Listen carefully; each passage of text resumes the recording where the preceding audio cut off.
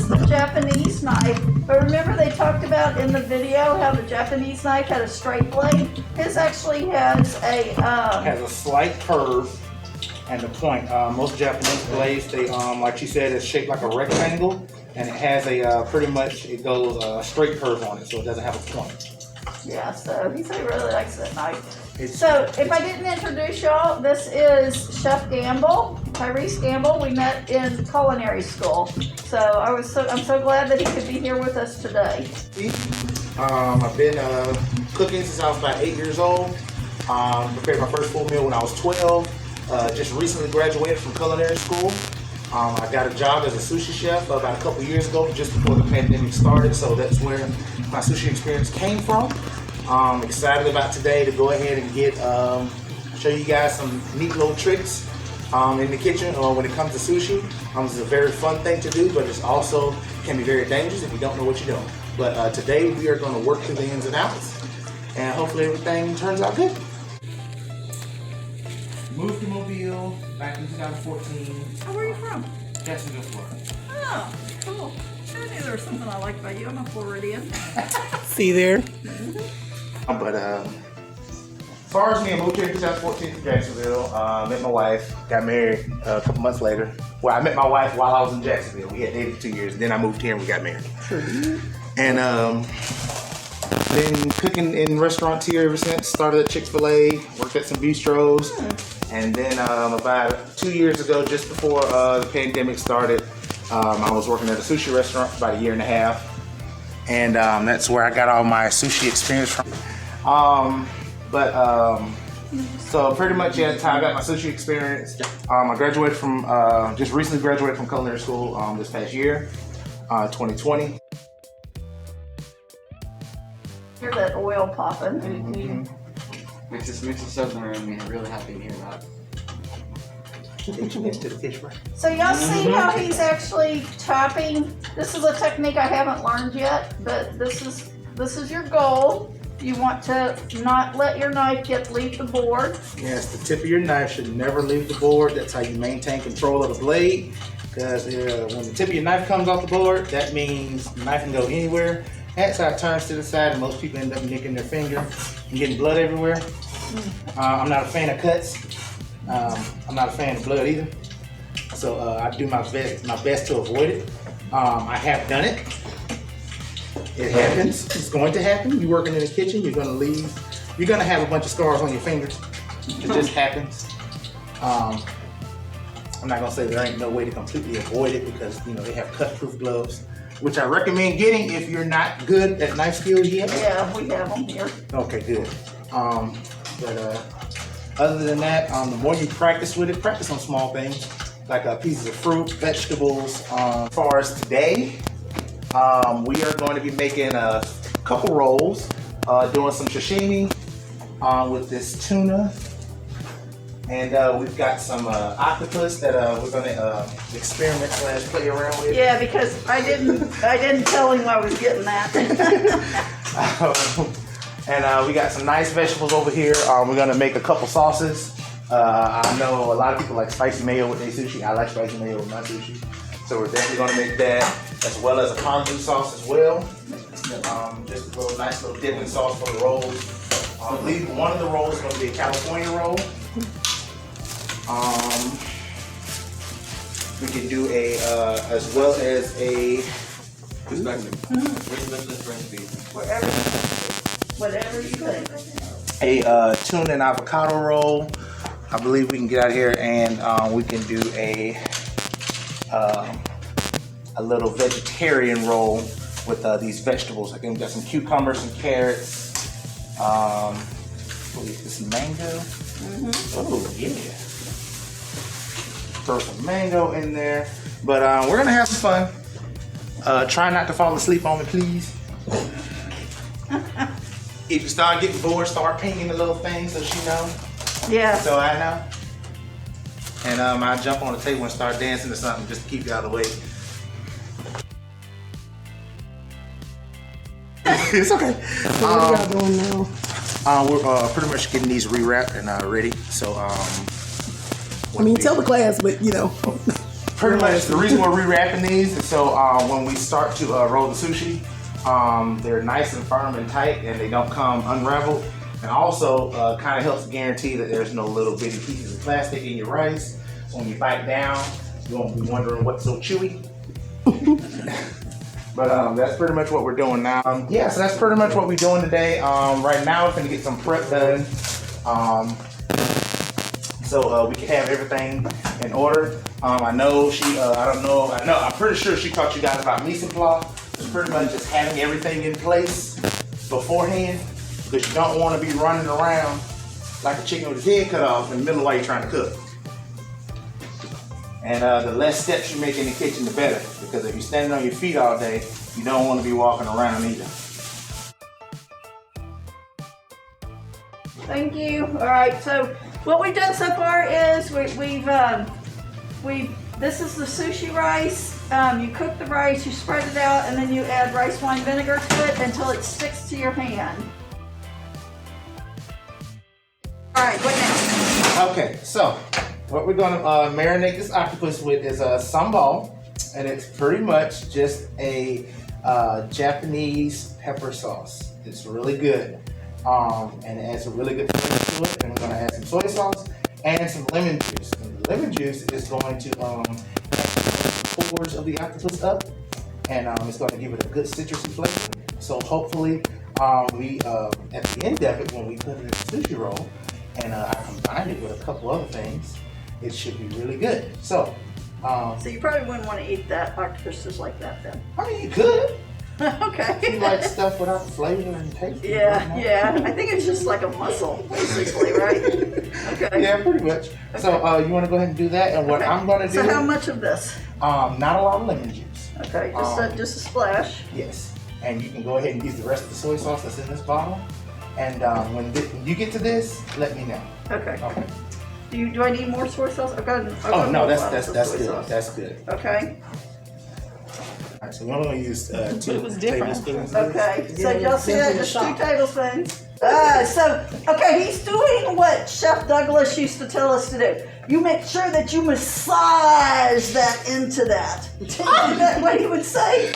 Yeah, you got to make sure you get it up in there. Yeah, And get in the crevices and massage it and love on it. Love on that. If you don't love what you're doing, then you ain't supposed to be doing it. Make sure all the flavor get up in there. Yeah, that's how you would say it, the flavor.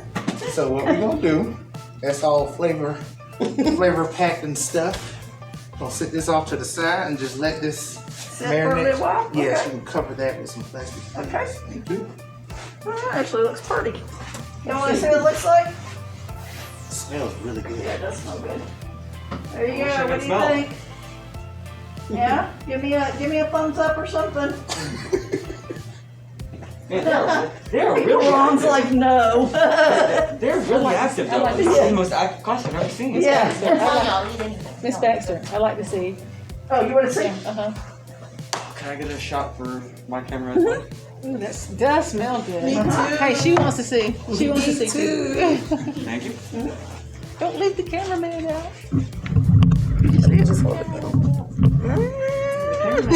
There it is. Of course. All right. What I'm doing right now is some crab salad. And that's what's going to consist of our crab, you can see, and some green onion and some sriracha. That's pretty much it. Just toss it together, and it's going to be, nice little additive. Okay. Which this is, if those of y'all that don't know, this is actually not crab meat. This is fish. I think it's pullet fish that they get up in Alaska. And they figured out a way to process it to make it into fake crab. Which is good because it's less expensive. And especially when you're using it for things like this, it's a good option. It is. So, But So is this similar to West Indies salad or something like that? close. yeah, Close. West Indian salad is going to have lime juice in it. Yeah. And then Yeah. But it's made out of the crab meat and. Yeah, see, West Indies salad actually uses crab meat, and that's why they put the lime juice in there because it's a preserver. But with this, you don't have to add the lime juice because it's already already have the preservative added in. So, and West Indies, you use real crab meat. Right. Which real crab meat does look a lot different. So I think I've tried to make it before with a fake crab meat. Yeah, this is all, fake is all I can use. Do you have soda water? Oh, no. Okay, regular water's fine. Okay. But, yeah, I do have baking soda that you can add to water if that would help, but no, I don't have any soda. No soda water, sorry. Okay, that that's fine. It would it would Carbonated lighten water, it is that up, what he's right? talking about? Yeah, Yes, carbonated water. water. And the reason you still can use flat water, Okay. but see, some people think that there's no difference in water, but flat water is actually heavier than carbonated water. Yeah. So it makes the whatever you're cooking heavier or frying heavier. So So if you put carbonation in it, So, it makes it lighter batter. it makes a lighter, fluffier fry. So when you flash fry it, you don't get that heavy fried feeling. Oh, So Carbonate is very light. yes, tempura is a very light flour, so they use carbonated water to keep it light. But we can use flat water, and this will work just fine. now is that rice flour? What kind of flour is that? That is a good question. Let's find out together.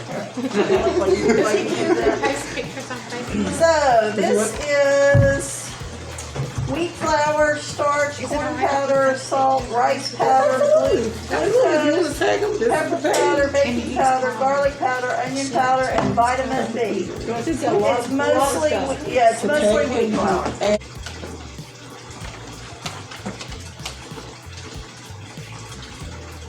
Well, you're talking about light. The wheat flour is less dense than all-purpose flour, so that's what ultimately gives it that more airy taste to it when you eat it. But okay, so consistency we're looking for with the flour. We want it to kind of drip, but how it still has some viscosity to it. We still want that, so that way it still sticks to the sushi roll, but at the same time it's not draping and it's like this thick glop of flour over the sushi roll. Alright, so our tempura batter is done. We are going to give him a little home right over here. Okay, so see, we're doing all this mise en place. It's taking a lot of time, but that way when he gets to start rolling, he doesn't have to stop to cut up something or do something. Exactly. Okay, you notice how I'm cleaning? Okay. And you guys, make sure you clean as you cook, because I'm telling you, this makes a world of difference at the end. Because most people, when they finish cooking, they're so tired, they done piled up the whole sink full of dishes. Don't feel like loading the dishwasher. Don't feel like rinsing anything out. You're just gonna leave and say, hey, I cooked, somebody else got to come clean. And that's not a good chef. Not a good chef, and it's inconvenient. So, what we have here is soku tuna, which is pretty much sushi grade tuna. It was processed fresh, then frozen.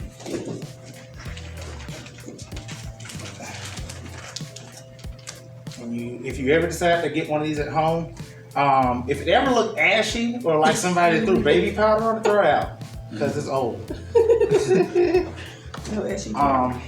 These can get freezer burned very easily, so make sure they are not in the coldest part of the freezer when storing. Then the palm of your hand, you always want to make it mealable. So what we're going to do is cut this in half. Set this piece over there because we're going to need that for later. And we're going to find a good point to start cutting. Now what you want to do is when it comes to cutting sideways, you do not want to have your blade tilted because you're going to start cutting down into the meat. And you want a thin, straight slice, as straight as you can get it. Now, it's not going to be exactly computer laser jet straight, but it's going to be pretty straight, so we can do what we need to do with it. All we're going to do is press down. This kind of widens it and levels it out, and we're just going to run the blade straight down that take a while to learn how to do that? For me, about a couple weeks. Yeah. But pretty much that's what you're looking for. Something thin, something usable. But we're gonna do about 3 or 4 of these out of this, so that we can make our flour. Ooh, I love that octopus. That is just crazy. It's one of the things that I love about Asian food is that they're not afraid to eat things that we as Americans often will look at and go, ooh, that's weird. So growing up, you know, I told y'all before that my best friends were Chinese and Japanese and Korean, and eating over at their houses was always an amazing experience because, like, I remember at Lisa's house, her parents loved the bone marrow, and so whenever they would cook any kind of meat, they would take those bones and they would hack them in half and they'd suck all the marrow out of them. And it was really interesting. So, Sounds like a nice way of what my parents. yeah. See, we Just as break the bone day too. It's like, Yeah, we as well, they did that too. Americans only eat certain parts of the animal. Right. Well, everyone else outside of this eats everything else. That's right. You love all of it. And Yeah. all of it is brilliant tasting when it comes to Yeah, and it's just what you grew up with and what you're used to. So, you know, that's one of the things that I learned when I was growing up in Houston is that you should always try everything at least once. And then you can say, yeah, I tried that, no thanks. Like, I'm sorry, I just cannot do menudo. No, y'all know what that is? I've heard of. Oh my gosh. So it's chitlins, but it's the Spanish version of chitlins, and I don't like chitlins either. I've tried them, I've done them, and no thanks. Sorry. But I did it. See, it's not going to kill you, so at least try it. I mean, It might kill you. Yeah, that's true. I mean, Don't tell them that. Most people call it sushi sauce, but it's called unagi. Unagi is Japanese for eel, so you can say it's an eel sauce. That's what she said. Yeah. It's really good. It's pretty much if you go to a sushi restaurant, this is the brown sauce that they put on your sushi. So, okay. Yeah. So this is this pairs really well with spicy mayo. It pairs good with sriracha. Let's say you have a spicy sushi roll. This will help cool it down.